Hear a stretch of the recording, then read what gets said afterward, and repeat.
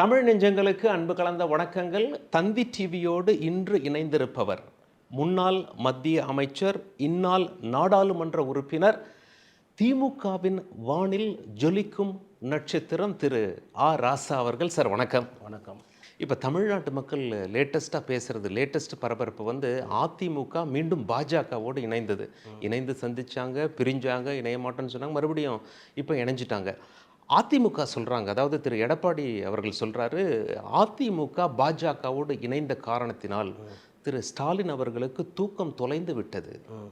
6% தான் உங்களுக்கும் உங்கள் கூட்டணிக்கும் அவங்க கூட்டணிக்கும் சென்ற தேர்தலில் வித்தியாசம். திமுகவுக்கு தூக்கம் குறைஞ்சி போச்சா? திமுகவுக்குன்னு கேட்குறேன். யார் சொல்கிறாரு? திரு ஸ்டாலின் அவர்களுக்கு தூக்கம் தொலைந்து விட்டது. அநேகமாக முதலமைச்சர் இப்போ தான் அட்லீஸ்ட் 1 மணி நேரம் கூட தூங்குவார். ஏன் அப்படி சொல்கிறீங்க? எதிர்ப்பே இல்லைல்ல. இந்த கூட்டணி மக்கள் ஒத்துக்குவாங்களா? நான் ஒன்றே ஒன்று கேட்குறேன், ஏன் ஆதரிச்சிங்க? ஏன் பிரிஞ்சிங்க? ஏன் திரும்ப ஆதரிச்சிங்க? ஒரு அரசியல் கட்சி இன்னொரு அரசியல் கட்சியோடு கூட்டணி சேருவது என்பது இயல்பு. அண்ணா காலத்திலேயே ராஜாஜியோட கூட்டணி சேர்ந்தாங்க, அதை கூட பெரியார் விமர்சித்தார். நாங்களே கூட பிஜேபியோட கூட்டணி வச்சோம். எப்போவுமே ஒரு கூட்டணி அமைவதற்கு முன்னால் அதற்குரிய ஜஸ்டிஃபிகேஷனை அந்த கட்சியினுடைய இரு தலைவர்களும் சொல்லணும். பொருந்தா கூட்டணியாக கூட இருக்கலாம். ஏன்னா அரசியல் களத்தில் தேர்தல் அரசியலுக்கு முன்னால் கொள்கையை விட்டு கொடுக்கணும்னு அவசியம் இல்லை. கொள்கையை அப்படியே வச்சுக்கிட்டு வேற ஒரு கூட்டணிக்கு வரலாம். அது எதை குறைச்சிக்கணும், எதை கூட்டிக்கணும், எதை நாங்கள் எடுக்க மாட்டோம், எதை எடுப்போம் அப்படின்னு அவங்களுக்குள்ள ஒரு ஒரு உடன்பாடு வரணும். அந்த உடன்பாட்டை அந்தந்த கட்சிகளும் அந்தந்த கட்சியினுடைய தொண்டர்கள்ட்ட சொல்லணும். இந்த காரணத்துக்காக தான் நான் அவரோட கூட்டணி வச்சுக்கிட்டேன், அவர்கிட்ட ஒவ்வாமல் இருக்குது, உடன்படாத விஷயங்கள் நிறைய இருக்குது, ஆனால் இதுக்கான காரணங்கள் இருக்குதுன்னு சொல்லணும். அந்த மாதிரி ஜஸ்டிஃபிகேஷனை ராஜாஜி அவர் கட்சிக்கு சொன்னார், அண்ணா திமுகவுக்கு சொன்னார். அந்த கூட்டணியை மக்கள் ஏற்றுக்கிட்டாங்க. கூட்டணிக்கு பிறகு ராஜாஜியுடைய கொள்கை வரணும்னு அவர் நினச்சார், முடியாதுன்னு அண்ணா வெளியே வந்துட்டார். அதையும் மக்கள் ஏற்றுக்கிட்டாங்க. அதற்கு பிறகு கலைஞர் முதலமைச்சராக வந்தார். நாங்கள் பிஜேபியோட கூட்டணி வச்சோம். கூட்டணி வைக்க வேண்டிய அவசியம் எங்களுக்கு ஏற்பட்டது. தேசிய அளவில் ஒரு கட்சியோட கூட்டணி வருகிற போது அன்னைக்கு வாஜ்பாய்ங்கிற ஒரு மிகப்பெரிய பேர் ஆளுமையை, அவர் ஒரு டெமோக்ரேட், அவருக்குங்கிற கொள்கையை அவர் ஆர்எஸ் தான் இல்லைன்னு சொல்லலை. ஆனால் ஜனநாயகத்தை நம்புகிறவர் தன்னுடைய கொள்கையை தப்பான வழியில் கொண்டு போய் நிலைநிறுத்தி நினைக்க மாட்டார். எல்லோரும் அவருடைய கொள்கையை பின்பற்றி அந்த கொள்கையை கொண்டு போய் அரியணை ஏற்ற வேண்டும் என்பது தவறல்ல, சரியாக தப்பாங்கிறது இல்லை. திராவிட இயக்கத்தினுடைய கொள்கையை அரியணை ஏற்ற வேண்டும் என்று அண்ணா ஒரு வழியை கையாண்டார், பெரியார்கிட்ட விலகி வந்தார். ஆனால் என்ன நோக்கம்? இந்த ஆட்சி பெரியார் காணிக்கன்னு சொன்னார். அது மாதிரி ராஜாஜியும் அண்ணாவும் கூட்டணி வைத்த போது என்ன முரண்பாடு இருந்ததோ, அந்த முரண்பாடுக்கு என்ன விளக்கம் சொல்லப்பட்டதோ அதை போல் நாங்களும் விளக்கம் சொன்னோம். நாங்கள் பிஜேபியோடு சேரும்போது குறைந்தபட்ச செயல் திட்டத்தை மறைந்த அண்ணன் முரசொலி மாறன் அவர்கள் எழுதி வகுத்து கலைஞர்கிட்ட அப்ரூவல் வாங்கினார். நாங்கள் பாபர் மசூதி இருந்த இடத்துல ராமர் கோயில் கட்ட மாட்டோம், காஷ்மீருக்கான 370 சட்டத்தை எடுக்க மாட்டோம், சிவில் சட்டம் கொண்டு வருவதற்கு அனுமதிக்க மாட்டோம் அப்படின்னு யார் நாங்கள் சொல்லலை, நாங்களே செய்ய மாட்டோம்னு வாஜ்பாய் கையெழுத்து போட்டார். அப்போது அவர்களுடைய கொள்கை முழக்கத்தை கட்டுப்படுத்தி கட்டுக்குள் வைத்து முடிச்சு போட்டு கட்டி போட்டுட்டு இந்தியாவுக்கு ஒரு அரசாங்கம் தேவை, அது செக்குலர் கொண்டு தான் இருக்கும், நாங்கள் அதெல்லாம் தொடமாட்டோம்னு சொல்லிட்டு கூட்டணி வச்சோம். இப்போ நான் கேட்குறேன், தாராளமாக சேருங்க, தப்பு கிடையாது. நான் அதை கொச்சைப்படுத்த கூட விரும்பலை. ஆனால் என்ன காரணம்னு சொல்லுங்கள். என்ன காரணத்துக்காக எடப்பாடி பழனிசாமி அவருடைய கொள்கையை விட்டுவிட்டு போய் மோடியோடு சேர்ந்தார்? நீட்டில் உங்களுடைய கொள்கையை மாற்றிக்கிட்டீங்களா? டீலிமிட்டேஷனில் உங்கள் கொள்கையை மாற்றிக்கிட்டீங்களா? வக்ஃபில் உங்கள் கொள்கையை மாற்றிக்கிட்டீங்களா? மாநில சுயாட்சியில் உங்கள் கொள்கையை மாற்றிக்கிட்டீங்களா? பொருளாதார கொள்கை, புதிய கல்விக் கொள்கையை மாற்றிக்கிட்டீங்களா? எதையுமே நீங்கள் மாற்றிக்கலையே. எல்லாத்துலேயுமே உங்கள் எதிர்ப்பு தெரிவிச்சு தான் இருக்கீங்க. குரல் வலிமையாக இல்லை, அவ்வளோதான். நாங்கள் ஒத்துக்கிறேன்னா சொல்கிறீங்கல்ல, இவ்வளவும் ஒத்துக்காத கொள்கைகள் இருக்கும்போது எதை வச்சுட்டு நீங்கள் போனீங்க? இப்போ அவங்க ரைஸ் பண்ணுற முக்கியமான பாயிண்ட் என்னென்னா சார், சென்ற சட்டமன்ற தேர்தல்களில் நாங்கள் 10 வருஷம் ஆளுங்கட்சியாக இருந்து சந்தித்த தேர்தல், ஜெயலலிதா அம்மையார் இல்லாத சந்தித்த தேர்தல், அதில் 10 வருஷம் ஆட்சியில் இருந்த அரசுக்கு எதிராக அதிருப்தி இருந்திருக்கும். அப்படி இருந்தே திமுக கூட்டணிக்கும் எங்கள் கூட்டணிக்கும் வெறும் 6% தான் ஓட்டு வித்தியாசம். இந்த முறை நாங்கள் மறுபடியும் திமுக 5 வருஷம் ஆட்சியில் இருக்காங்க, நாங்கள் மீண்டும் பாஜகவோடு இணைஞ்சிருக்கோம். அந்த 6% தான் தமிழ்நாட்டின் வெற்றி தோல்வியை கணக்கிட போகுது. எப்போவுமே சொல்கிறேன், நீங்கள் கூட்டணி கட்சிகள் தேர்தல் வெற்றி என்பது நாட் அரித்மெட்டிக். அது கூட்டல் கழித்தல் கணக்கு அல்ல, அது ஒரு கெமிஸ்ட்ரி, அது கெமிக்கல் ப்ராசஸ், ரசாயன வேதி மாற்றம்னு தமிழில் சொல்லலாம். ஒரு கட்சி ஒரு கட்சியோட கூட்டணி சேர்றதுனாலேயே அந்த கட்சிக்கு எவ்வளோ வாக்கு வங்கி, எத்தனை பர்சன்டேஜ், இந்த கட்சிக்கு வாக்கு வங்கி, ரெண்டையும் கூட்டி அப்படியே வந்துடுமா? வரதுக்கு வாய்ப்பு இல்லை. நாங்களே அதை அனுபவிச்சிருக்கோம். நாங்கள் இந்திரா காந்தியோட கூட்டணி வச்சப்போ நாடாளுமன்ற தேர்தலில் என்ன வந்துச்சு, அந்த கூட்டணியிலே வேறு மாதிரி ஃபார்முலா கொண்டு போகும்போது சட்டமன்ற தேர்தலில் என்ன வந்துச்சுங்கன்னு 80களில் பார்த்துருப்பீங்க. ஒரு அரசியல் கட்சி இன்னொரு அரசியல் கட்சியோட கூட்டணி வைக்கிற போது அந்த கட்சிகளுடைய கொள்கை கூட்டணி அது ஒவ்வாமையா ஒத்துக்கூடியதா, 2 பேர் சேர்ந்ததற்கான காரணங்கள் நியாயமானதா, அந்த எதிர்ப்புக்கு பின்னால் உண்மை இருக்கிறதா என்பதையெல்லாம் பார்த்து ஒரு ரசாயன மாற்றத்தை மக்கள் கொண்டு வருவார்கள். அப்போ 6% தான், இப்போ 2ஐயும் கூட்டினா கூட அப்படிங்கிறதெல்லாம் ஜனநாயகத்தில் தப்புங்கிறதுக்கு என்னால் 1000 உதாரணம் சொல்ல முடியும். எனவே இப்போ தமிழ்நாட்டு மக்கள் ஏற்றுக்கொள்ளக்கூடிய அளவுக்கு பிஜேபி எந்த விதத்திலே தன்னை மாற்றிக் கொண்டிருக்கிறது. அந்த மாற்றத்தை உங்களால் கொண்டு வந்து சொல்லி, இல்லை நான் சேர்ந்தது சரிதான்னு சொல்கிறதுக்கு உங்கள்கிட்ட என்ன நியாயப்படுத்துவதற்கான காரணங்கள், ஜஸ்டிஃபிகேஷன் என்ன இருக்குது? உங்கள்கிட்ட ஜஸ்டிஃபிகேஷன் இல்லை, அவங்கள்ட்ட மாற்றம் இல்லை. மாற்றம் இல்லாத பிஜேபி, நியாயப்படுத்த முடியாத அதிமுக. அப்போது எலியும் பூனையும் கைத்தை கட்டிக்கிட்டு கிணத்துல விழுந்தா 2 நீந்தி வரும்னு நினைக்கிறீங்க? இல்லை, இப்போ ஒருவேளை அவங்களோட கூட்டணி அவங்க ஜஸ்டிஃபை பண்ணலன்னே நாம வச்சுக்குவோம் சார். இப்போ 5 வருஷத்துக்கு முன்னாடி மட்டும் அவங்க ஜஸ்டிஃபை பண்ணாங்களா? கூட்டணியில் இருந்தாங்க, உங்களை விட 6% தானே ஓட்டு கம்மியாக வாங்கினாங்க. அதுதான் சொல்கிறேன், ஒவ்வொரு முறையும் மக்களுக்கு முன்னால் இருக்கிற பிரச்சனைகள் வேறு. இப்போ இந்த தடவை நான் என்ன சொல்கிறேன், திராவிட முன்னேற்ற கழகம் நீங்கள் டெலிவரி ஆஃப் அச்சீவ்மெண்ட்ஸ், சாதனைகளை மக்கள்கிட்ட கொண்டு போய் சேர்த்ததுன்னா நாங்கள் எவ்வளோ சொல்லலாம். உரிமை தொகையிலிருந்து, மாணவர்களுக்கு கொடுக்கப்பட்ட தொகையிலிருந்து, 9.9% பொருளாதார வளர்ச்சியிலிருந்து நாங்கள் சொல்ல கவர்மெண்ட் ஆஃப் இந்தியாவே அக்செப்டட். ஒன்றிய அரசாங்கமே தமிழ்நாட்டுடைய வளர்ச்சி பொருளாதாரத்தில் 9.9% என்பதை எல்லா நாளேடுகளும் இந்திய அரசாங்கம் ஒப்புக்கொண்ட வளர்ச்சி. இந்த வளர்ச்சி யாரும் இல்லைன்னு சொல்ல முடியாது. நீங்கள் சோசியல் ஸ்கீம்ஸ், சமூகத்துறையில் நாங்கள் ஏற்படுத்தியிருக்கிற மாற்றம், பெண்களுக்கான பேருந்தாக இருந்தாலும், பெண்களுக்கான 1000 ரூபாய் உரிமை தொகையாக இருந்தாலும், மாணவர்களுக்கு படிப்பு தொகையாக இருந்தாலும், பல்வேறு திட்டங்களை கொண்டு வந்திருக்கிறோம். இந்த மாடல் அரசுக்கு திராவிட மாடல் அரசுன்னு சொல்லி இன்றைக்கி அது பாப்புலர் ஆகிருக்குது சொல்லாடல். திராவிட மாடல் அரசு என்பது இன்றைக்கி வழக்கில் புகழ்பெற்ற ஒரு அரசாக திகழ்கிறது. அப்போது முதலமைச்சருக்கு இருக்கிற இமேஜ், இந்த அரசாங்கம் கொடுத்துருக்கிற திட்டங்கள், எனவே இது மற்ற ஆட்சியோடு நீங்கள் கம்பேர் பண்ண வேண்டிய அவசியம் இல்லை. அதிமுக என்ன சொல்கிறாங்க, திமுகவும் பாஜகவும் கொள்கையால் வேறுபட்டிருந்தாலும் அந்த காலகட்டத்தில் கூட்டணி அமைச்சு குறைந்தபட்ச செயல் திட்டம்னு ஒன்று கொண்டு வந்தாங்க. நாங்களும் பாஜகவோட கூட்டணி அமைத்து அமித்ஷா சென்னையில் ப்ரெஸ் மீட் பண்ணும்போது குறைந்தபட்ச செயல் திட்டம் இருக்கும் என்று அழுத்தம் திருத்தமாக சொல்லியிருக்காரு. அது என்னங்கிறது நாங்கள் அப்புறம் சொல்லுங்கள். குறைந்தபட்ச செயல் திட்டத்தை நீங்கள் எப்போ வேணாலும் கொண்டு வாருங்கள். ஆனால் அந்த செயல் திட்டம் எதற்காக, எப்போது, எப்படி இருக்க வேண்டும் என்றால், முரண்பட்ட இருவர் ஒன்றாக இருக்கிற போது முரண்பட்ட கொள்கைகள் இருவரையும் பாதிக்கக்கூடாது. அந்த மாதிரி உங்களால் கொண்டு வர முடியுமா? நான் தான் சிம்பிளாக கேட்குறேன். நீட்டில் உங்கள் நிலைப்பாடு என்ன? நேஷனல் எஜுகேஷன் பாலிசி, தேசிய கல்விக் கொள்கையில் உங்கள் நிலைப்பாடு என்ன? டீலிமிட்டேஷன் உங்கள் நிலைப்பாடு என்ன? வக்ஃபில் உங்கள் நிலைப்பாடு என்ன? ஏன் முடிஞ்சு போன சிஏஏ குடியுரிமை சட்டத்தில் உங்கள் நிலைப்பாடு என்ன? இந்த நிலைப்பாடுகளை நீங்கள் ஒன்றும் இல்லை, குறைந்தபட்ச செயல் திட்டம் என்ன போட முடியும்? இந்த 5 இனிமேல் நிறைவேற்ற சொல்லிட்டீங்களா நீங்கள்? நாங்கள் இப்படி தானே பண்ணோம். உங்களுடைய மூலாதார கொள்கைகளை, எங்களுக்கு உடன்படாத கொள்கைகளை நிறுத்தி வையுங்கள், முடக்கி வையுங்கள். அதுக்கு சம்மதம்னா அதுக்கு பேர்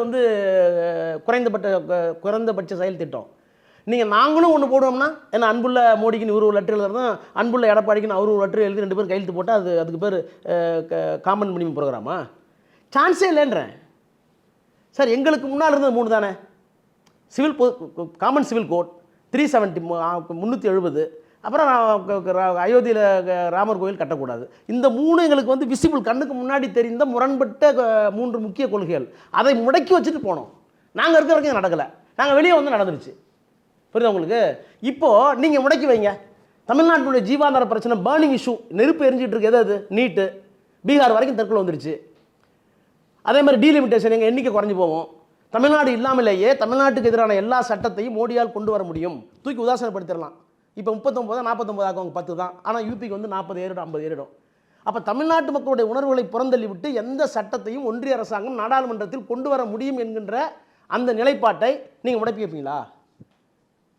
வக்ஃப் போர்டு 15% இஸ்லாமியர் இருக்கிறார்கள், அவங்க சொத்தை கபலீகரம் பண்ணுறீங்க, அதை நிறுத்தி வச்சுருவீங்களா? எதை நிறுத்தி வைப்பீங்கன்னு கேட்குறேன். ஒரு முதல்ல எதை ஒன்றும் வேணாம், இந்த 5 இருக்குல்ல, ஒன்றை நிறுத்தி வச்சுட்டு அப்புறம் கையெழுத்து போங்களேன். உங்களால் சாத்தியம் இல்லைன்னு சொல்ல வரேன்.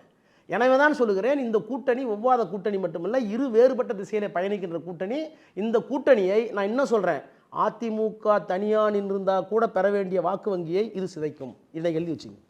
விஜய்க்கு திமுக மேலேயும் பாஜக மேலேயும் என்னதான் கோவம் அப்படின்னு பேசுகிற அளவுக்கு அவர் திமுகவையும் பாஜகவையும் கடுமையாக விமர்சிக்கிறார். அவர் மேலே உங்களுக்கு கோவமா? ஏன் இப்படி விமர்சிக்கிறார்? எனக்கு ஒன்றும் கோவம் இல்லையே. எங்க ஜனநாயகத்தில் யார் வேணாலும் விமர்சிக்கலாம். விமர்சிக்கிறதுக்கு பின்னாடி சார் ஒவ்வொரு ஒரு அரசியல் கட்சிக்கும் ஒரு தலைவருக்கும் விமர்சிக்கிற போது நாம் யாருன்னு தெரியணும். உங்களை விமர்சிக்கிறேன்னா உங்களை விமர்சிக்கிற அளவுக்கு எனக்கு அரசியலில் தகுதி இருக்கா? அரசியலில் நான் வந்து என்னால் முடிஞ்ச சேவைகளை பணிகளை தியாகங்கிற வார்த்தை கூட நான் பயன்படுத்த விரும்பல, அதாவது ஒரு சம்மந்தம் இல்லை. தியாகமே வேண்டாம், ஏதாவது ஒரு செயல் திட்டத்தை கடந்த காலங்களில் இந்த மக்களுக்காக, இந்த மொழிக்காக, இந்த இனத்திற்காக நீங்கள் செஞ்சுட்டு, நான் இதையெல்லாம் செஞ்சுருக்கிறேன், என்னுடைய காலம் குறுகிய காலமாக இருக்கலாம், எனக்கு இன்னொரு முறை வாய்ப்பை கொடுத்தால் இதை விட அதிகமாக செய்வேன், உங்களுக்கு தெரியுமா? ஏதாவது சொல்லியிருக்காரா? அவருக்குன்னு ஒரு பின்புலம், ஒரு அடையாளம் இருக்காங்க. இப்போ நீங்கள் சொன்னீங்க, இப்போ ஆராசானா அவர் திராவிட இயக்க சித்தம் பேசுவார் அப்படிங்கிற ஒரு அடையாளம் இருக்குது இல்லையா? ஒவ்வொருத்தருக்கும் ஒரு அடையாளம் இருக்குது. அது மாதிரி இப்போ ஆரம்பிச்சிருக்க அரசியல் கட்சி விடுங்க, விஜய்க்கு என்ன கொள்கை அடையாளம் தமிழ்நாட்டில்? நீங்கள் ஒன்று சொல்லுங்கள், நீங்கள் உங்கள் வாயால் ஒன்று சொல்லுங்கள், அதிலிருந்து ஆரம்பிப்போம். அப்போ எந்த அடையாளமும் இல்லாத ஒரு மனிதர், நீங்கள் வந்து எம்ஜிஆர் என்ன சொல்கிறாங்க, எம்ஜிஆர் வந்து திராவிட முன்னேற்ற கழகத்துடைய பொருளாளர், எம்ஜிஆர் வந்து திராவிட முன்னேற்ற கழகத்துடைய கொள்கைகளை சினிமாவிலையும் பாடல்லையும் கொண்டு வந்து சேர்த்தவர், கொண்டு போய் மக்கள்கிட்ட சேர்த்தவர். அந்த பங்கு அவருக்கு இருந்த காரணத்தினால தான் திராவிட முன்னேற்ற கழகத்தினுடைய கொள்கை சாயலும், நடிப்பில் அவர் பெற்ற பிரபலமும் புகழும், அவர் வைத்திருந்த பணமும் ஒருங்கே சேர்ந்து அவருக்கு ஒரு இடத்த கொடுத்துச்சு. இப்போ எம்ஜிஆர் மாதிரி கலவை உள்ள ஒரு நடிகர் யாராச்சும் இருக்காங்களா? இப்போ இருக்காரா? இவருக்கு என்ன கொள்கை? இவருடைய கொள்கை திடீர்னு பெரியார், அம்பேத்கர், கார்ல் மார்க்ஸ் எல்லாத்தையும் போட்டுக்கிறாரு. இந்த படத்துக்கு அவருக்கு என்ன சம்பந்தம்? இந்த கொள்கை அவருடைய திரைப்படங்களை எப்பாவது பேசியிருக்காரா? அதற்கான வேலை திட்டங்கள் ஏதாவது வச்சுருந்தாரா? ஒரு தனி மனிதனாக கூட செய்யலைல்ல. ஒரு தனி மனிதனாக கூட தமிழுக்காக, சாதி ஒழிப்புக்காக, மத நல்லிணக்கத்திற்காக, தமிழ் வளர்ச்சிக்காக தனிப்பட்ட முறையில் நான் வந்து இத்தனை கோடி செலவு பண்ணேன், ஒரு அறக்கட்டளை இருந்தேன், இதையெல்லாம் செஞ்சு முடிச்சுட்டு இது போதாது, நான் தனி மனிதனாக இருக்க விரும்பவில்லை, ஒரு நிறுவனத்தை நான் ஏற்படுத்த விரும்புகிறேன், அப்போ தனி மனித வீச்சை காட்டிலும் நான் ஏற்படுத்த போகிற நிறுவனம் இன்னும் அதிகமான விளைவுகளை, தாக்கத்தை தமிழ் மக்களுக்கு வழங்கும் அப்படின்னு சொல்லிட்டு வந்தால் உங்களை பற்றி பேசலாம். எதுவுமே இல்லையே. ஒரு நடிகர், அவருக்கு பின்னாடி கொஞ்சம் பேர் கூட்டம் இருக்கிறாங்க, திமுகவும் பிடிக்கல, அதிமுகவும் பிடிக்கல, ஏதாச்சும் ஊருக்கு விமர்சனம் பார்த்து திண்ணையில் உட்காந்து 2 பேர் பேசுவாங்கல்ல, அந்த 2 பேர் கூட ஆதரவு கொடுப்பாங்க. இதெல்லாம் வந்து போய் பிம்பம் அப்படி வரும், அப்படியே போயிட்டே இருக்கும். நாங்கள் எவ்வளோ பேர்த்த பார்த்துட்டோமே. திமுகவை கடுமையாக விமர்சித்தவர் அதிமுகவை விமர்சிக்கவே இல்லை. அதிமுகவோட ஒருவேளை கூட்டணிக்காக அவர் கணக்கு போடுறாரா என்று பேசப்பட்ட அந்த பேச்சுவார்த்தை வந்துச்சு. நீங்கள் வந்து பிஜேபி வேண்டான்னு சொன்னப்போ இவங்க 2 பேரும் பேச்சுவார்த்தை நடந்துக்கிட்டுங்கிற செய்தி உங்களுக்கே வந்து சேர்ந்துருக்கோம், எல்லாத்துக்கும் வந்துச்சு. இப்போ இவங்க வந்து இடி, இன்கம் டேக்ஸ், சிபிஐ, வருமான வரித்துறை, அமலாக்கத்துறை, மத்திய புலனாய்வுத்துறை இதையெல்லாம் வச்சுக்கிட்டு எடப்பாடி அவர்களை கட்டாயப்படுத்தி, நிர்பந்தப்படுத்தி, பயமுறுத்தி இந்த அலைன்ஸுக்கு அவங்க வந்திருக்கிறாங்க. அதிமுக பாஜகவோடு சேர்றது ஒரு பக்கம், ஒருவேளை அதிமுக விஜயோடு சேருது அப்படின்னு சொல்லி வைத்துக்கொள்வோம். திமுகவிற்கு எது சவாலாக அமைந்திருக்கும்? அதிமுக பாஜகவா, அதிமுக விஜய் காம்பினேஷன்? சார் நான் என்ன சொல்கிறேன், இது வந்து முரண்பட்ட, ஒவ்வாத, எதிரெதிரான கூட்டணி. இது 2 வந்து ஒட்டாத கூட்டணி. 2 அது போத் ஆர் ஆப்பனன்ட்ஸ். எதிருக்கு எதிரானவர்கள் சேர்க்குறாங்க, அதை ஒத்துக்க மாட்டாங்க. இது வந்து சங்கமிக்காது, அந்த மாதிரி ஒரு கூட்டணி. அதனால் எந்த கூட்டணியும் எங்களுக்கு வந்து இந்த கெமிஸ்ட்ரி வந்துங்க, இன்றைக்கி எதோட சேர்த்தாலும் எங்களுக்கு இந்த கூட்டணிக்கு, நான் திமுகன்னு கூட சொல்ல மாட்டேன், எங்களுடைய முதலமைச்சர் உருவாக்கி இருக்கிற இந்த கூட்டணி என்பது மதசார்பற்ற கூட்டணி, சமத்துவத்தை நோக்கிய கூட்டணி, தமிழ் வளர்ச்சி கூட கூட்டணி, மத நல்லிணக்கத்தை நோக்கிய கூட்டணி, எல்லோருக்கும் எல்லாம் என்ற சித்தாந்தத்தை நோக்கிய கூட்டணி. இந்த கூட்டணி இருக்கிற எல்லாருமே வந்து மானுட விடுதலை, சமூக விடுதலை, பெண் விடுதலை, மொழி, இனம், நம்முடைய தொன்மையான கலாச்சாரம், இதில் எல்லாமே விகிதாச்சாரத்தில் வேறுபடலாம். Somewhere everybody is connected. எங்கள்கிட்ட ஒரு செக்குலர் ஃபோர்ஸ்னு வச்சுக்கோங்களேன், சிம்பிளாக நான் கேட்குறேன், அந்த பக்கம் செக்குலர் ஃபோர்ஸ் இருக்காங்களா? எதுலையுமே இல்லைன்னு சொல்ல வரேன். அதனால தான் சொல்கிறேன், இங்கே எங்கள்கிட்ட இருக்கிற கூட்டணி அளவுக்கு கொள்கை ரீதியாகவோ அல்லது அரசியல் பயணத்தில் உடன்பட்டதாகவோ அல்லது எல்லோரும் ஏற்றுக்கொள்ளக்கூடிய முரண்பாடுகள் வந்து ஆல்மோஸ்ட் இல்லைங்கிற அளவுக்கோ இன்னொரு கூட்டணி இன்றைக்கி இருக்கிற அரசியல் கட்சியை வச்சுட்டு உங்களால் உருவாக்கவே முடியாது. அப்படி உருவாக்க முடியாத இயலாமை இருக்குல்ல, அந்த இயலாமை எங்களுக்கு பலம். நீங்கள் சொல்கிற மாதிரி திமுக கூட்டணியில் ஒரு சலசலப்பு இல்லைங்க சார். அதே அதிமுக கூட்டணி பார்த்தா ஏகப்பட்ட நியூஸ் கிடைக்குது இப்போ செய்தியாளர்களுக்கு. அதை பொறுத்த வரைக்கும் அதிமுக பாஜக இணைந்து விட்டது, ஆனால் அந்த கூட்டணி மேடையில் பார்த்தா மற்ற கூட்டணி தலைவர்களை காணும். முதல்ல மற்ற கூட்டணிகள்லாம் வருவாங்க, தலைவர்கள் வேணாங்க. திரு எடப்பாடி பழனிசாமி முகத்தை பார்த்தீங்களா? அவர் கை கால் ஏதாவது அசைஞ்சதா? அவரை பேச விட்டாரா அமித்ஷா? இங்கே வந்துங்க அவங்களுக்கு தான் வாக்கு வாங்கி 25%, 20% ஒரு பிரதான எதிர்க்கட்சி. நான் குறைத்து மதிப்பில்லை, எங்களுக்கும் அவங்களுக்குமான நீங்கள் சொல்கிற மாதிரி 6% வித்தியாசம்னு வச்சுக்கோங்க. ஒரு பிரதான எதிர்க்கட்சி, எம்ஜிஆரால் தோற்றுவிக்கப்பட்ட கட்சி, அதற்கு பிறகு ஜெயலலிதா அம்மையாரால் பாதுகாக்கப்பட்ட கட்சி, அதுக்கு ஒரு இங்கே தலை இருக்குது. ஒரு உண்மையாகவே தளம் உள்ள அரசியல் கட்சி இங்கே கூட்டணி அமைக்கிற போது இவர் என்னதான் உள்துறை அமைச்சராக இருந்தாலும் இவர் ஒரு 20 நிமிஷம் பேசினாலும் ஒரு ஒரு ஒரு 5 நிமிஷம் அவர் பேச விடணும்ல. அவருடைய கொள்கையை அவர் வந்து ஆமாம் இதில் உடன்பாடுன்னு சொல்ல வைக்கணும்ல. இது என்னமோ கை காலை கட்டி போட்டு கூட்டிகிட்டு வந்து ட்ராமா பண்ணிட்டு போன மாதிரி தெரியுது. இது வேற எங்களுக்கு ஏன் தூக்கம் கெட்டு போகணும்? இப்போ தான் நாங்கள் நல்லா தூங்க போகிறோம். உடன்பாடு இல்லாமல் திரு எடப்பாடி மேடைக்கு வந்திருப்பார். அவர் முன்னாள் முதலமைச்சர், என்ன சொல்றேன்? அதிமுகவை கட்டுக்குள் வைத்திருப்பவர். சரி, நான் உங்களுக்கு புரியுற மாதிரி சொல்கிறேன்னே. ஏன்னா நீங்கள் விதண்டாவதமாகவே கேள்வி கேட்குறதா நினைப்போம். நான் கேள்வி கேட்குறேன்னே. திருமணம் முடிந்ததுக்கு பிறகு முதல்வருக்கு முன்னால் ஓடி போன பெண்ணை பார்த்துருக்கீங்களா இல்லையா? Have you come across? வந்திருக்கா இல்லையா? அப்போ அந்த பொண்ணுக்கு பின்னால் இருந்த கம்பல்ஷன் என்ன? அதே மாதிரி மாப்பிள்ளை ஓடி போயிருக்காரு, எனக்கு கல்யாணம் பண்ணி வச்சுட்டாங்கன்னு. இவர் ஓடலை, அவ்வளோதான். நான் சொல்கிறது மாதிரியான ஒரு கம்பல்ஷன், ஒரு கட்டாயம், ஒரு நிபந்தனை இன்றைக்கு எடப்பாடி பற்றி இருக்கிறது. அந்த நான் சொல்கிற பொண்ணு மாதிரி இவரால் ஓட முடியாது. ஆனால் ஓடுவதற்கு உண்டான எல்லா உளவியல் கோட்பாடும் உளவியல் தன்மையும் அவர் முகத்தில் அன்றைக்கி தெரிஞ்சது. அப்படி தான் இருக்கார். தேமுதிக ரொம்ப நெருக்கமாக இருந்தாங்க அதிமுகவோட. ஆனால் கடைசியில் அவங்களுக்குள்ள ஒரு முரண்பாடு வந்தது. எங்களுக்கு ராஜ்யசபா சீட்டு தரேன்னு சொன்னாங்க, நாங்கள் உறுதியாக இருக்கணும். அதிமுக என்ன சொல்கிறாங்க, அப்படி நாங்கள் சொல்லவே இல்லை அப்படின்னு சொல்லி. தேமுதிக அதிமுகவோடு சேராதது ஒருவேளை தேமுதிகவுடைய சரியும் வாக்கு வங்கி காரணமாக இருக்குமா, அல்லது தேமுதிக திமுக கூட்டணிக்கு வருவதற்கான சாத்தியக்கூறுகள்? வாக்கு வங்கியா உடன்பாடாங்கிறது இல்லை. நீங்கள் வந்து அதாவது ட்ரஸ்ட், அது மாதிரி ஒரு உடன்பாடு அவர் இடத்துல வாய்மொழியாகவோ அல்லது எழுத்துப்பூர்வமாகவோ ஏற்பட்டிருந்தால் அது அந்த ட்ரஸ்ட் மேட்டரை வந்து ஏற்படுத்திய நம்பிக்கை பிரகாரம் நீங்கள் நடந்துக்கிட்டீங்களா இல்லையாங்கிறதான பிரச்சனையை தவிர, இதில் வாக்கு வங்கி என்ன, இதனால் வாக்கு வங்கி வந்து ஏற்கனவே இருந்த வாக்கு வங்கி ஏறிட போகிறதும் இல்லை தேமுதிகவுக்கு. எடப்பாடி பழனிசாமி விட்டுட்டதுனாலே அந்த வாக்கு வங்கி குறைஞ்சிரும்னு என்னால் சொல்ல முடியாது. இது வந்து matter of trust between two political parties. 2 அரசியல் கட்சிகளும் நாணயத்தோடு நடந்து கொண்டார்களா என்பதை மக்கள் பார்த்து கொண்டிருக்கிறார்கள். நீங்கள் உங்களுக்குள்ள ஒரு ராஜ்யசபா சீட்டுக்கே நம்பிக்கையாக நடந்துக்கலன்னா உங்கள் பேரில் எப்படி தமிழ்நாட்டு மக்கள் நம்பிக்கை வைப்பாங்க? நீங்கள் நம்பிக்கை சார்ந்த விஷயமா பார்க்கணுமே தவிர இது வந்து சதவீத கணக்கு பெறக்கூடாது. பாட்டாளி மக்கள் கட்சியில் ஒரு திடீர் குழப்பம். ராமதாஸ் வந்து தலைவர் பதவியிலிருந்தே அன்புமணியை தூக்குறேன்னு சொல்கிறார். அன்புமணி என்ன சொல்கிறார், இல்லைங்க பொதுக்குழுலாம் கூடி ஏற்றிருக்கான், இது எலெக்ஷன் கமிஷனை வந்து ஏற்றுக்கிட்டாங்க, நான் தான் தலைவராக நீடிப்பேன் அப்படின்னு சொல்கிறாரு.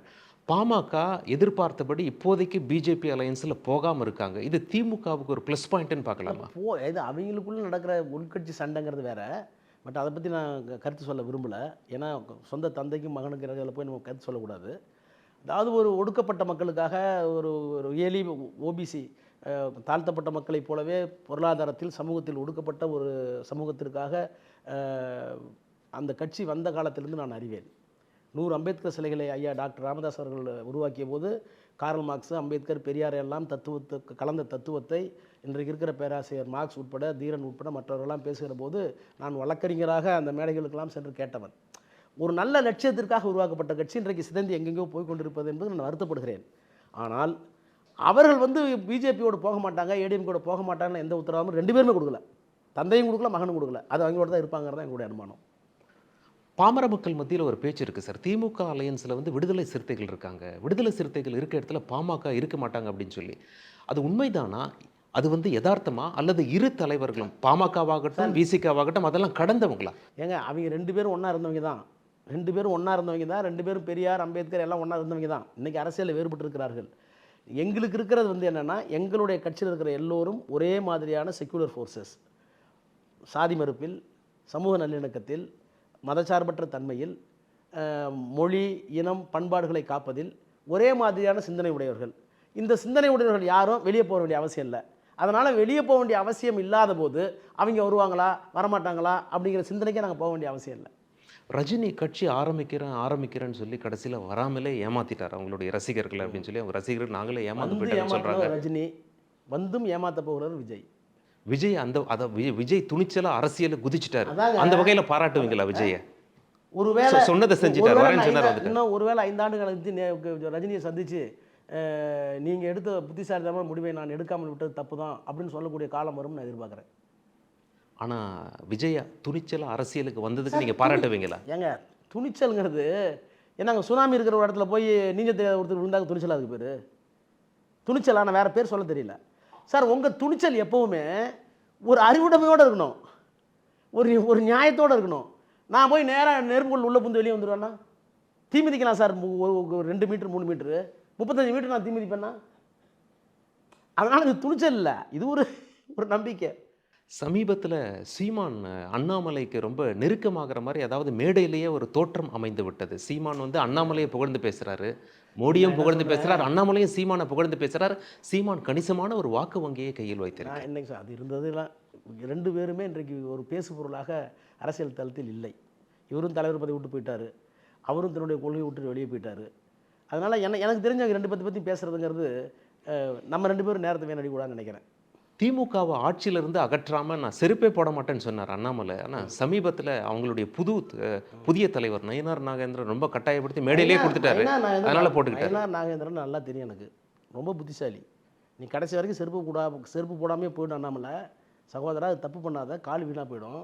நீ தயவு பண்ணி செருப்பு போட்டுக்கன்னு புதிய தலைவர் கொடுத்தாருல்ல, அதி புத்திசாலி அவர். அவரை பாராட்டுகிறேன். சமீபத்துல திரு ஆர்.என். ரவி அவர்களுக்கு எதிராக உச்சநீதிமன்றத்தில் ஒரு தீர்ப்பு நாட்டையே திரும்பி பார்க்க வைத்தது. திமுகவுக்கு ஒரு மாபெரும் வெற்றியாக பார்க்கப்படுகிறது.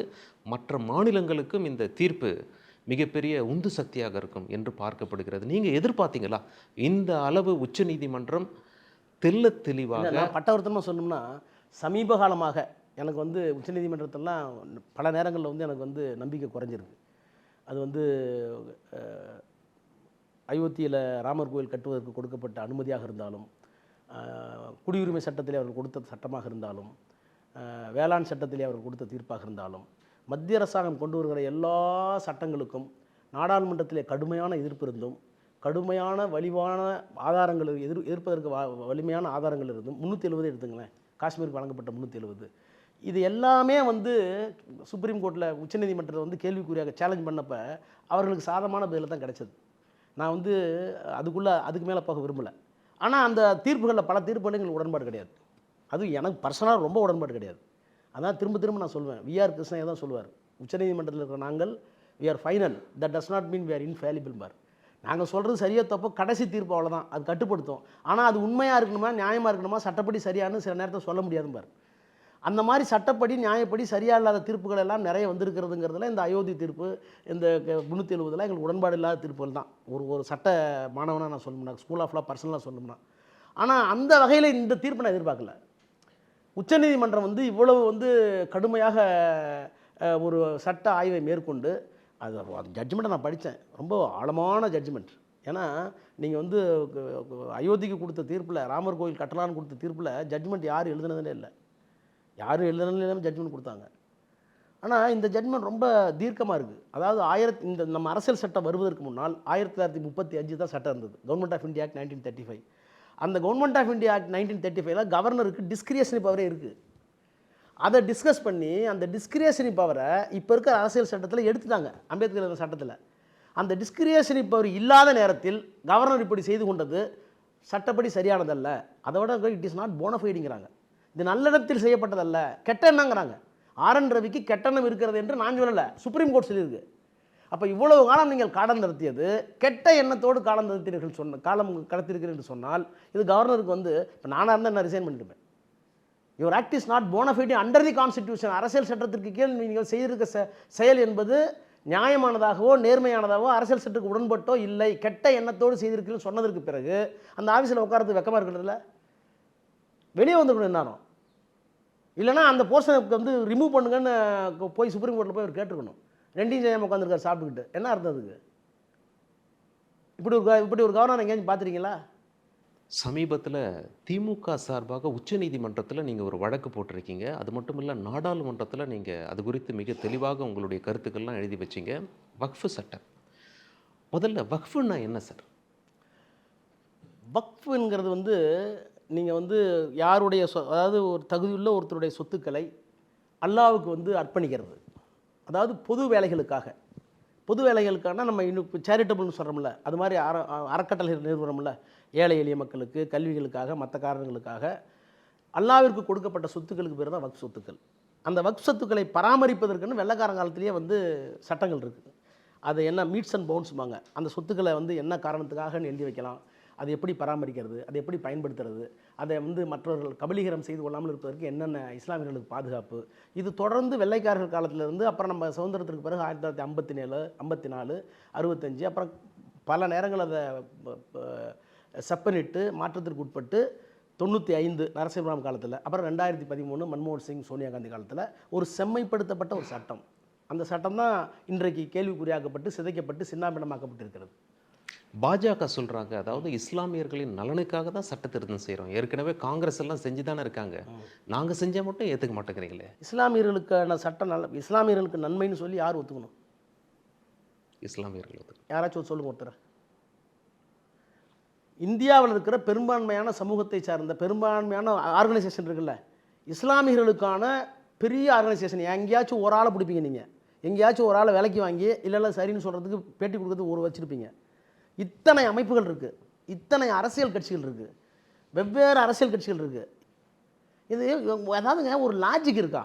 நான் தாழ்த்தப்பட்ட மக்களுக்காக நல்ல சட்டங்களை கொண்டு வருகிறேன், அதை என்டாஸ் பண்ண வேண்டியது யார்? அதை ஒப்புக்கொள்ள வேண்டியது, அங்கீகரிக்க வேண்டியது யார்? அந்த தாழ்த்தப்பட்ட சமுதாயத்தில் இருக்கிற தலைவர்களும் அமைப்புகளும் தான் பண்ணணும். இஸ்லாமிய அமைப்புகள், இப்போ முஸ்லீம் பர்சனல் லா போர்டு இருக்குது, அதான் இருக்கிறதுலே பெரிய போர்டு. அந்த போர்டு ஒத்துக்கிட்டாங்களா? இத்தனை ஜமாத் இருக்குது, அத்தனை ஜமாத்தில் ஒத்துக்கிட்டாங்களா? நீங்கள் ஒரு ஆள் சட்டத்தை கொண்டுட்டு வந்து பைலட் பண்ணி நாடாளுமன்றத்தில் முன்மொழிஞ்சு பேசினவரும் முஸ்லீம் இல்லை, அதை வழிமொழிஞ்சு பேசினவரும் முஸ்லீம் இல்லை, ஓட்டு போட்டவங்களும் முஸ்லீம் இல்லை, ஒத்துக்கிட்டவங்களும் முஸ்லீம் அல்ல. கேலி கூத்தல்ல இஸ்லாமியர்களுக்கு நன்மை செய்வதாக. ஏங்க, உங்களுக்கு முன்னாடி ஒரு சாப்பாடை நீட்டுறேன், இது எனக்கு ஒத்துக்காது, ஒமிட்டுது, எனக்கு பாய்சன்னு சொல்கிறீங்க. இல்லை உங்கள் நன்மைக்காக தான் அந்த சாப்பாட்டு வாயை திருச்சா என்ன அர்த்தம்? இதெல்லாம் சொல்கிறது உங்களுக்கு வேடிக்கையா இல்லை, அயோக்கியத்தனம் அது. பாஜக சொல்கிறாங்க முறைப்படி ஜேபிசி போட்டிருக்கோம் நாடாளுமன்றத்தில். நம்ம ஜேபிசி என்ன இருக்குது? நான் சேலஞ்ச் பண்ணனே. நாடாளுமன்ற கூட்டுக்குழுவில் கொடுக்கப்பட்ட ஆவணம், இந்த சட்டத்தை ஆதரித்து சாட்சியம் சொல்ல வந்த சட்ட அறிஞர்கள் நிறைய பணம் செலவு பண்ணி கூப்பிட்டு வந்தாங்க. சுப்ரீம் கோர்ட் லாயர்ஸ் எல்லாம், அவங்கள நான் கிராஸ் எக்ஸாமினேஷன் பண்ணேன். கல்யாண் பானர்ஜி வெஸ்ட் பெங்காலிருந்து பண்ணார், வேலை காங்கிரஸ் எம்பிக்கள் பண்ணாங்க. நாங்கள் கிராஸ் எக்ஸாமினேஷன் பண்ணதுக்கு பிறகு அவங்க கொடுத்த ஆவணம் கீழே போட்டாச்சு. அவங்களுடைய சாட்சியங்களை அடித்து நொறுக்கிட்டோம் பொய்ன்னு. இந்த நாடாளுமன்ற கூட்டுக்குழுவில் இந்த சட்டத்திற்கு சாதகமாக எந்த சாட்சியமும் இல்லை, எந்த ஆவணங்களும் இல்லை. ஆனால் நீங்கள் எழுதிக்கிட்டீங்க மெஜாரிட்டி வச்சு. ஜேபிசிங்கிறது என்ன மினி பார்லிமெண்ட் தானே, இங்கே என்ன நம்பர் இருக்கோ அதே நம்பருக்கு கூட நாங்கள் போட்டீங்க. அப்போ அங்கேயும் பாஸ் பண்ணிட்டீங்க. நான் ஒரே ஒரு சேலஞ்ச், டேரிங் சேலஞ்ச் கொடுத்தேன், இன்னும் இருக்குது, விஷுவல்லையும் இருக்குது, ரிட்டன்லையும் இருக்குது. நீங்கள் உள்ளே வந்த ஆவணங்களுக்கும் உள்ளே வந்த சாட்சியங்களுக்கும் இப்போ நீ பேசுகிற பேச்சுக்கும் ரெண்டையும் டெக்ஸ்ட் எடு, டேலி பண்ணி காட்டு. டேலி ஆயிடுச்சுன்னா நான் ரிசைன் பண்ணுறேன்னு எங்கள் தலைவர்கிட்ட கூட அந்த வார்த்தையை நான் கேட்கல, திடீர்னு எனக்கு வந்துச்சு. இன்னும் அப்படியே இருக்குது அந்த சேலஞ்ச். இப்போவும் நான் சேலஞ்ச் பண்ணுறேன். தமிழ்நாட்டில் இருக்க பிஜேபி, தமிழ்நாட்டில் இருக்க ஏடிஎம்கே, யாராவது ஒருத்தர் இல்லை உள்ளே நாடாளுமன்ற கூட்டுக்குள்ள என்ன நடந்தது, என்னென்ன சட்டங்கள் இருக்குது, இதெல்லாம் சரியாக தான் இருக்குது, எல்லாம் டேலியாக தான் இருக்குதுன்னு என்கிட்ட காமிங்க. முடியுமா உங்களால்? அவ்வளவும் பொய், அப்பட்டமான பொய். இந்த மாதிரி வடிகட்டின போய் நான் பார்த்ததே இல்லை. அதை ப்ரூவ் பண்ணிட்டா ராஜினாமா செய்கிறேன்னு சொல்லி நீங்களாக சொல்லிட்டீங்க. உங்கள் தலைவருக்கு அந்த தகவல் போகும்போது என்ன சொன்னார்? உங்களை கூப்பிட்டு ஒன்றும் சொல்லலை. ஏன்னா ராஜா இவ்வளோ அழுத்தமாக பேசுகிறாருன்னா உண்மை இருக்குன்னு என் மேலே வச்சிருக்க நம்பிக்கை தான். உண்மை தானே, நான் ஒரு சட்டமானவன். நாடாளுமன்றத்தில் மத்திய அமைச்சர் பேசும்போது சொன்னார், காங்கிரஸ் டைமில் கொண்டு வந்த சட்ட திருத்தத்தில் லட்டியன்ஸ் டெல்லி, பிரதான டெல்லியில் பல ப்ராப்பர்ட்டிஸு வஃப் ப்ராப்பர்ட்டியாக மாறி இருக்கு, கொஞ்சம் விட்டா நாடாளுமன்றத்தை கூட வஃப் ப்ராப்பர்ட்டின்னு சொல்லுவாங்க. அவ்வளவும் பொய் சார், அவ்வளவும் பொய். இந்த சட்டத்தை முதலாக நாடாளுமன்றத்தில் அறிமுகப்படுத்தி பேசும்போது கிரண் ரிஜிஜு அமைச்சர் பேசினார். திருச்சி பக்கத்தில் திருச்செந்துறைங்கிற வில்லேஜில், கிராமத்தில் ஏறத்தாழ 1000 ஏக்கர் நிலத்தை வக்போர்டுக்கு எழுதி வைத்து விட்டார்கள். அங்கே ப்ராப்பர்ட்டி ஏற்கனவே வக்போர்டு சொல்லிட்டாங்கன்னு சொன்ன பொய், அவ்வளவும் பொய். ஆனால் உண்மை என்ன தெரியுமா? அந்த 900 ஏக்கும் ஒரு காலகட்டத்தில் நவாபுகள் காலத்தில் வக்ஃப் ப்ராப்பர்ட்டியாக இருந்திருக்கு. யாரோ ஒரு மன்னன், சிறு மன்னன் கொடுத்துருக்குறான். கொடுத்ததற்கு பிறகு அந்த நமூனான்னு சொல்லுவோம்ல, டெக்ஸ்ட்டு, அந்த மெமரண்டம், அந்த ரெவன்யூ ஷீட் இருக்குல்ல, அந்த வருவாய் பதிவேட்டிலேயே என்ன சொல்லியிருக்காங்கன்னா, இது நவாபுகளால் கொடுக்கப்பட்டது வக்ஃப் ப்ராப்பர்ட்டி. ஆனால் 1952லேயே இந்த சொத்துக்கள் அனைத்தையும் பாராதீனம் செய்து விட்டார்கள். பாராதீனம்னா விற்றுருக்காங்க, வாங்கிட்டாங்க, கொடுத்துட்டாங்க, இவங்களே டிரான்சாக்ஷன் பண்ணிட்டாங்க. அது இப்போ இல்லை. நீங்கள் 52லேயே அது முடிஞ்சு போச்சுன்னு எழுதின குறிப்பு இருக்குல்ல, அதை மறைச்சிடுறீங்க. அதை மறைச்சிட்டு திருச்செந்துறையில் இத்தனை ஏக்கர்னால வக்ஃப்னு போய் சொல்கிறீங்களே. நான் கேட்டேனே, நீ இது இன்ட்ரடியூஸ் பண்ணும்போது இந்த அந்த இந்த சட்டத்தை அறிமுகப்படுத்தும் போது சொன்னது உண்மையாக போயான்னு கேட்டேன். பதில் இல்லை. ஏன்னு கேளுங்க, இந்த நாடாளுமன்ற குழு வந்தபோது திருச்சி கலெக்டர் கூப்பிட்டோம், ரெவன்யூ கலெக்டர் கூப்பிட்டோம், வக்ஃப் போர்டு சேர்மனை கூப்பிட்டு இந்த மாதிரி நாடாளுமன்றத்தில் அமைச்சர் பேசுனாரு உண்மையானு கேட்டோம். அது மாதிரி இல்லை. எவ்வளோ பெரிய அப்பட்டமான டே லைட்டில் நீங்கள் பகல்லையே போய் சொல்கிறீங்களே, நாடாளுமன்றத்தில் போய் சொல்கிறீங்களே. அப்படி சொன்ன பொய்யை நாடாளுமன்ற நிலைக்குழுக்கு முன்னாலே தகர்த்து எரிஞ்சிருக்கமே தமிழ்நாட்டில். அப்போ வந்து இந்த இந்த சட்டத்தை கொண்டு வருகிற போது சொன்னதும் பொய், நிறைவேற்றுகிற போது சொல்கிறதும் பொய். பொய்யை தவிர வேறு ஒன்றுமே கிடையாது. பாஜக சொல்றது பொய்ன்னு சொல்றீங்க. உண்மையான உள்நோக்கம் என்னவா இருக்கும்னு நீங்க நினைக்கிறீங்க? சார், அவங்களுக்கு வந்து இஸ்லாமியர்களுக்கு பாதுகாப்பாக அவருடைய கல்விக்கு, மாதரசாக்களுக்கு, என்ன சொல்லப்போனால் தர்காக்களுக்கு, கபர்ஸ்தான்களுக்கு இருக்கக்கூடிய நிலங்கள்லாம் இன்றைக்கி வந்து பிரைம் நிலமாக இருக்குது. இப்போ டெல்லியிலலாம் நீங்கள் பார்த்தீங்கன்னா, அதுவும் குறிப்பாக வந்து பாகிஸ்தான் பிரிஞ்ச போது எல்லாரும் வக்ஃபுக்கு எழுதி வச்சுட்டு வெறும் வாய்மொழியாக சொல்லிட்டு போயிட்டாங்க. அந்த சொத்துக்கள்லாம் இன்றைக்கி வந்து கனாட் பிளேஸ்லேயும் பார்லிமெண்ட்டை சுற்றி இருக்கிற பயங்கரமான வளாகமாக இருக்குது. அதில் வரி வசூல் கம்மிங்கிறாங்க, கூடுதலுங்கிறாங்க. அது வந்து இஸ்லாமியர்கள் பார்த்துக்கணும். ஆனால் அவங்க சொத்தை, அதுக்கு ஆதாரம் இருக்கா, பத்திரம் இருக்கா? பத்திரம் இல்லாத சொத்துக்களை நான் எடுத்துக்குவேன், இல்லை உங்களுக்கு கூட சண்டை வந்தாக்க அந்த சண்டை டிஸ்பியூட் ஆகிற வரைக்கும் கவர்மெண்ட் எடுத்துக்கும். இதெல்லாம் என்ன பிரிவு? அப்போ இஸ்லாமியர்களுடைய சொத்துக்களை முடக்க வேண்டும், அதிலிருந்து வரக்கூடிய வருமானம் அந்த மதத்துக்கு பயன்படக்கூடாது, அவர்களை முடக்க வேண்டும் என்பதுதான் உங்களுடைய நோக்கம். எந்த மாதிரி சொத்துக்களை வக்ஃப் இழக்க வேண்டியிருக்கும்னு நீங்கள் நினைக்கிறீங்க? அதாவதுங்க, பெரும்பாலான சொத்துக்களுக்கு உத்தரப்பிரதேசத்துலையும் மத்திய பிரதேசத்தில், டெல்லியில், அந்த பீமராவ் ஸ்டேட்னு சொல்கிற அந்த பகுதிகளில் பாகிஸ்தான் பிரிஞ்சப்போ எல்லாருடைய வீடுகளும் தீக்கரையானுச்சு, காணாது போச்சு, அடித்தாங்க, உதைச்சாங்க, கொலைகள், குத்து எல்லாம் நடந்தது. அப்போ அவர்கள் என்ன சர்வே நம்பரில் இருந்தாங்களோ, என்னென்னலாம் சொன்னாங்களோ அதெல்லாம் வக்ஃபு எழுதி வச்சுட்டு போயிட்டாங்க. அதெல்லாம் வந்து ஆவணங்களாக அந்தந்த ஜமாத்தில் இருக்குது. இன்றைக்கி அதுக்கெல்லாம் ஆவணம் இல்லைன்னா, டாக்குமெண்ட் இல்லைன்னா அதெல்லாம் கவர்மெண்ட் எடுத்துக்கலாங்கிறாங்க. அப்படி இல்லைன்னா அது கவர்மெண்ட் ப்ராப்பர்ட்டியாக வக்ஃப் ப்ராப்பர்ட்டின்னு யாராவது வழக்கு போட்டால் அந்த வழக்கு சுப்ரீம் கோர்ட்டில் முடிகிற வரை அந்த சொத்து வக்ஃப் சொத்தாக கருதப்படாது, அது அரசாங்கத்திட்ட இருக்குங்கிறாங்க. நான் கேட்குறேன், ஒரு சொத்தை வந்து குண்டா இல்லையான்னு ஒரு கேஸை போட்டு ட்ரிபுனலுக்கு போய், அப்புறம் ஹைகோர்ட்டுக்கு போய், அப்புறம் சுப்ரீமுக்கு போனால் உங்களுக்கு தெரியும். நான் வக்கீலாக இருக்கும்போது போட்ட கேஸு இன்னும் ஹைகோர்ட்டில் இருக்குது. நான் டிஸ்ட்ரிக்ட் கோர்ட்டில் ப்ராக்டிஸ் பண்ணும்போது போட்ட கேஸு இன்னும் சுப்ரீம் கோர்ட்டுக்கே போகல. 96 வக்கீலாக இருந்தேன், வெளியே வந்துட்டேன்.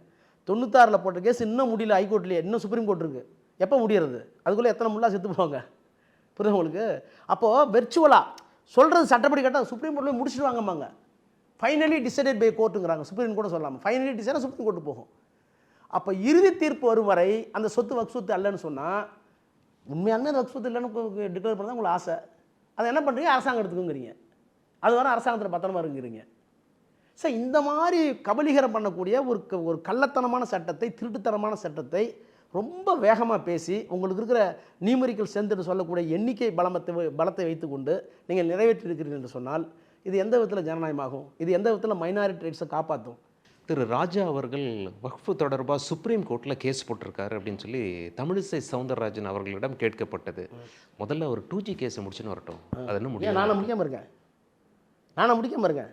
அந்த மாதிரி வெக்கமாக இல்லை. நான் கேட்குறேன், ஒரு நாள் லீவ் போட்டேன்னா, ஒரே ஒரு நாள் வாய்தை கேட்டேன்னா, ஒரே ஒரு நாள் என்னமோ நான் இழுத்துக்கிட்டு இருக்க மாதிரி. நான் என்ன ஜெயலலிதாவா? நானும் இழுத்துக்கிட்டு இருக்கேன் சார். அந்த மாட்ட சொல்லுங்கள் தயவு பண்ணி.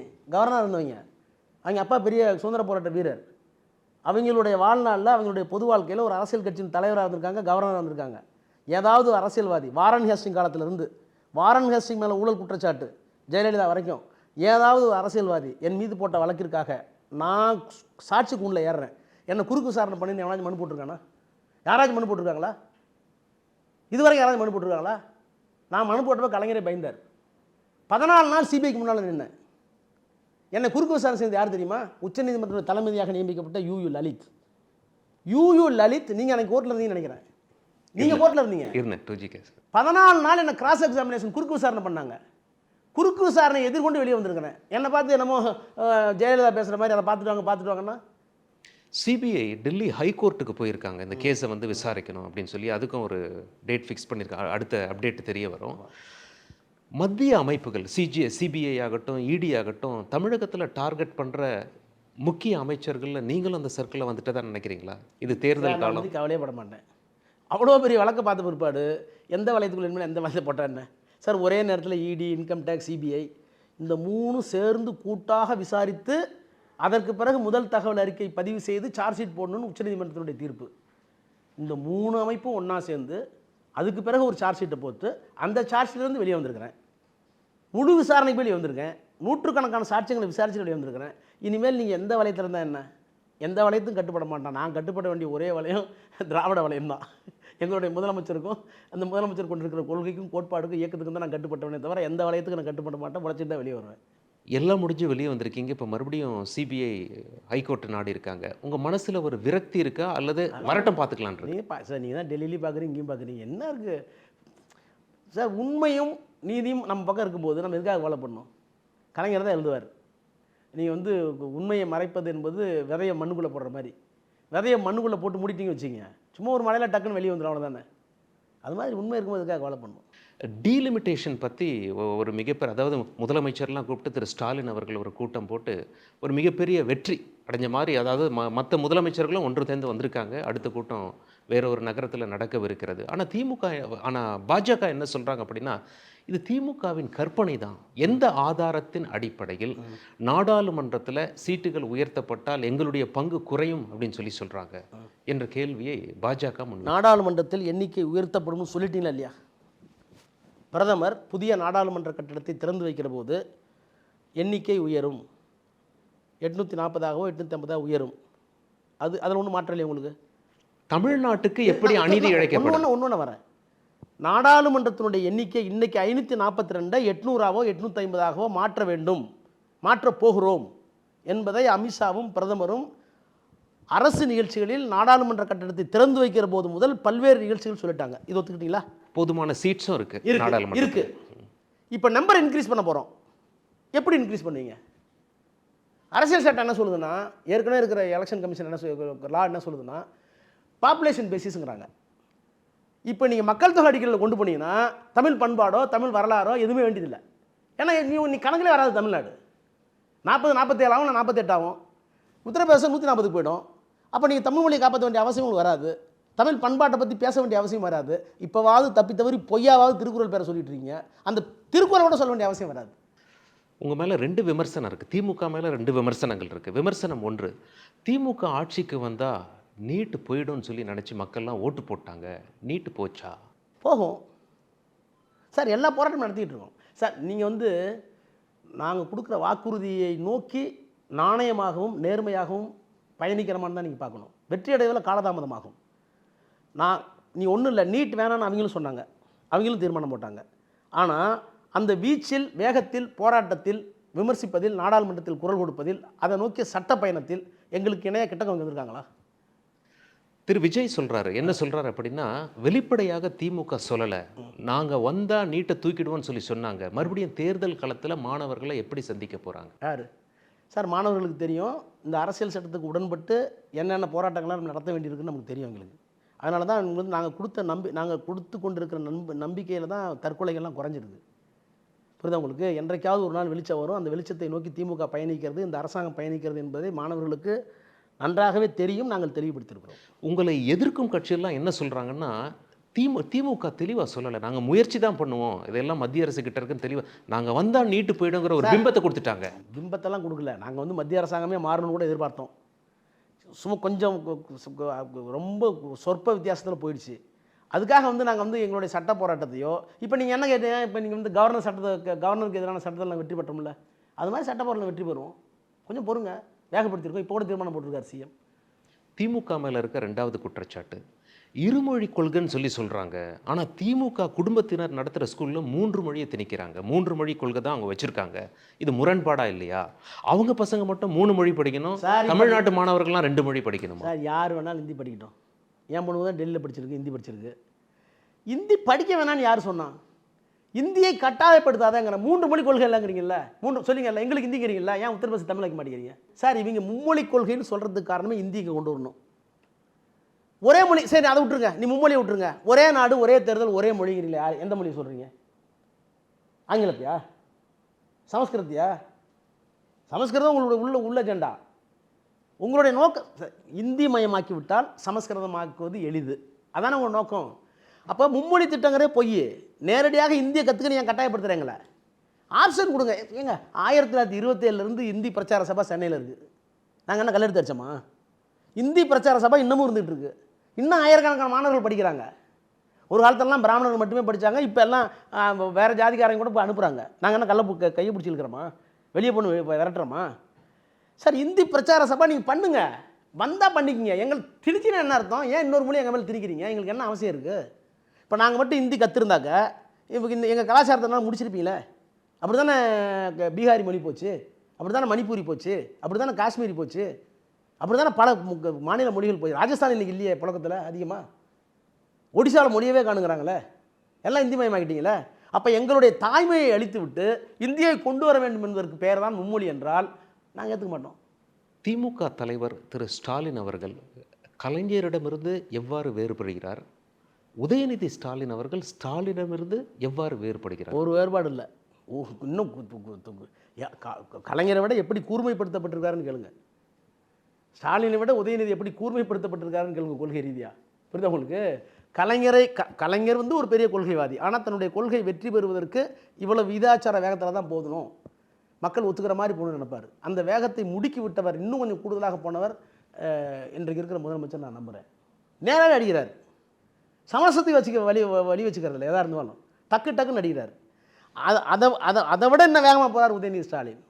இன்னும் ஒரு உதாரணம் சொல்கிறேன்னே, இப்போ எனக்கே ஒரு ஆசை தான். அயோத்தியில் ஜட்ஜ்மெண்ட் வந்தப்போ, ராமர் கோயில் கட்டலான்னு வந்தப்போ நானே சொன்னேன், இந்த தீர்ப்பை நான் ஒத்துக்கூடாதுன்னு சொன்னேன் எங்கள் டிஸ்கஷனில்.